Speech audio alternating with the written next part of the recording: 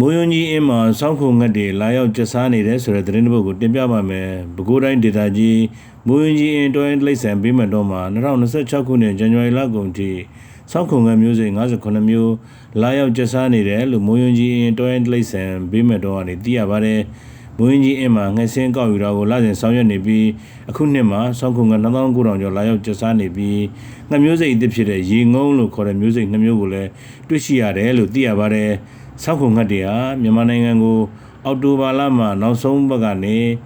မတ်လထိလာရောက်ကျဆားလေးရှိပြီးအချို့နှစ်တွေမှာဆိုရင်ဧပြီလထိ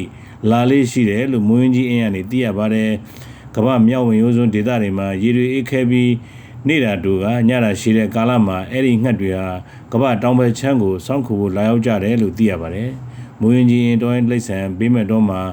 ငှက်တွေဟာပြန်တန်းနားခွေရဧရိယာအတွင်းကြာရောက်နေပြီးရေဝတ်ဒေသဂေဟစနစ်ကောင်းမွန်တဲ့အတွက်ငှက်မျိုးစိတ်တွေအများဆုံးဝင်ရောက်လာတတ်ပါတယ်။ဆောင်းရာသီကာလမှာနေထိုင်ကျဆားပြီးမတ်လနဲ့ဧပြီလတွေမှာသူတို့ဒေသတွေကိုပြန်လည်ထွက်ခွာသွားတတ်တယ်လို့သိရပါတယ်။ Burma Voice Media ပါ